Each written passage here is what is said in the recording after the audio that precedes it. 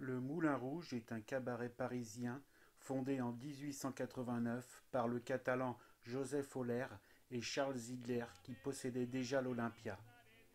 Le cabaret est situé sur le boulevard de Clichy dans le 18e arrondissement de Paris, au pied de la butte de Montmartre. Son style et son nom ont été imités et empruntés par d'autres cabarets dans le monde entier. Il n'est donc pas impossible que vous ayez entendu parler d'un moulin rouge établi dans un autre pays. La Belle Époque est une période de paix et d'optimisme marquée par le progrès industriel et un foisonnement culturel particulièrement riche. Les expositions universelles de 1889, qui célébraient le centenaire de la Révolution française, et la présentation de la Tour Eiffel en sont les symboles. À son apogée, Montmartre, au milieu d'un Paris de plus en plus gigantesque et dépersonnalisé, a su garder une ambiance de village bucolique. Jusqu'à 30 moulins à vent étaient établis sur la butte de Montmartre, qui broyaient du grain, du maïs, du plâtre, de la pierre. Bâti au pied de la butte de Montmartre, il est inauguré en 1889, la même année que la Tour Eiffel.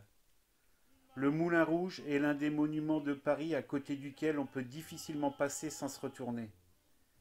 C'est également le premier bâtiment électrifié de la ville. La nuit tombée, les lumières accrochées à sa façade brillent de mille feux, lui permettant de se faire remarquer même de loin.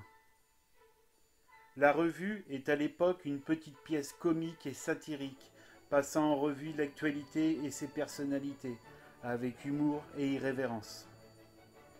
La source d'inspiration de ses créateurs ne fut autre que le fameux Moulin de la Galette, situé près du sommet de la butte de Montmartre, encore en place aujourd'hui. L'établissement, que l'on appelait Guinguette jusque dans les années 1950, était un lieu où l'on allait boire un verre et se divertir. Ces guinguettes étaient pour la plupart situées dans les villes près de Paris, où l'on se retrouvait pour manger, boire et danser. C'est lorsque l'on menace de détruire les moulins de Montmartre qu'ils finissent par être convertis en cabaret ou en guinguette, faisant de Montmartre le coin le plus branché de Paris. Dans le nouveau bâtiment du Moulin Rouge, on installe une grande piste de danse et on aménage dans la cour un superbe jardin. On y place, à l'occasion de l'exposition universelle qui se déroule en 1889 à Paris, un éléphant gigantesque fabriqué à base de plâtre. Ce qui a fait le succès du Moulin Rouge est une architecture de salle révolutionnaire, permettant des changements de décor rapides et où toutes les catégories de public se mélangeaient. Des soirées festives au champagne où l'on danse et rit énormément grâce à des attractions pleines d'humour et qui changent régulièrement, comme celle du pétomane. Une nouvelle danse inspirée du quadrille est de plus en plus populaire, le French Cancan, exécuté sur un rythme endiablé par des danseuses aux costumes affriolants avec des jupons et des culottes fendues.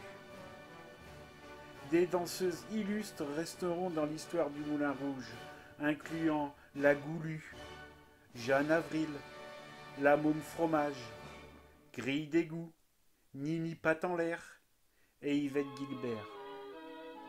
Le Moulin Rouge est un lieu aimé des artistes, dont le plus emblématique fut Henri de Toulouse-Lautrec. Ses affiches et ses tableaux assurèrent au Moulin Rouge une notoriété rapide et internationale. À la fin du XIXe siècle, il existait deux Montmartre, celui des fêtes et celui des artistes, qui venaient y chercher la qualité de la lumière au-dessus de la pollution de la grande cité et des loyers modérés. Ces deux mondes cohabitaient et se mélangeaient avec deux valeurs communes, le plaisir et la beauté.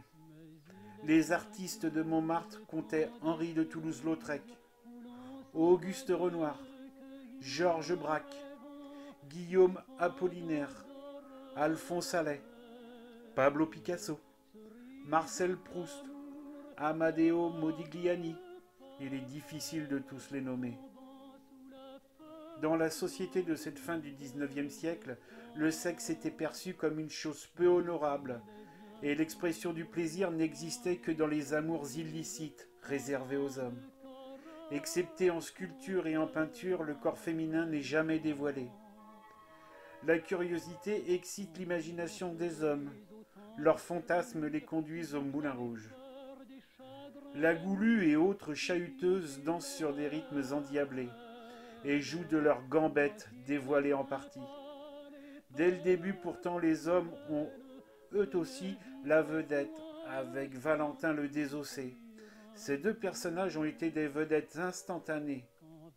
Mais Louise Weber, surnommée la Goulue, est devenue avant l'heure une véritable star par son audace et son énergie. Tête d'affiche permanente, elle est le symbole du Cancan et du Moulin Rouge. Artiste la mieux payée de Paris, elle est adulée par Henri de Toulouse-Lautrec, qui en fait son modèle favori. Les premières années du Moulin Rouge sont marquées par des spectacles extravagants, inspirés du cirque et des attractions restées célèbres comme celle du Pétoman. On organise des concerts bals tous les jours à 22h. De 1889 à 1910, Foutit et Chocolat, duo comique entre un clown blanc autoritaire et un Auguste noir souffre-douleur, est très populaire et souvent à l'affiche au Moulin Rouge. Le rire fait partie intégrante du Moulin Rouge, un rire désopilant avec des spams qui faisaient s'esclaffer la salle. En 1915, le bâtiment du Moulin Rouge est entièrement ravagé par un incendie. Le cabaret ferme pendant 6 ans et ne revoit le jour qu'en 1921, après la fin de la Première Guerre mondiale.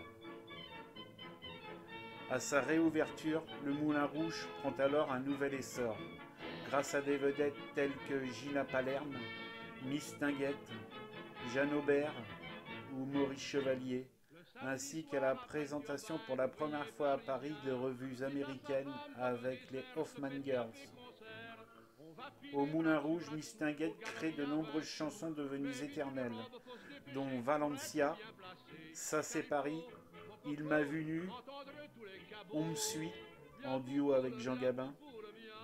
Entre 1939 et 1945, la Seconde Guerre mondiale vient interrompre l'effervescence du Moulin Rouge, qui devient un dancing, le Robinson Moulin Rouge. Quelques jours avant la libération de Paris en 1944, Édith Piaf, dont le talent est déjà reconnu, se produit sur la scène du Moulin Rouge avec Yves Montand, un débutant qu'on lui impose. Le Moulin Rouge est l'un des plus grands consommateurs de champagne au monde, avec 360 000 bouteilles consommées par an. La troupe du Moulin Rouge, le cabaret parisien du French Cancan, s'est adjugé 6 records du monde, dont le plus grand nombre de levées de jambes.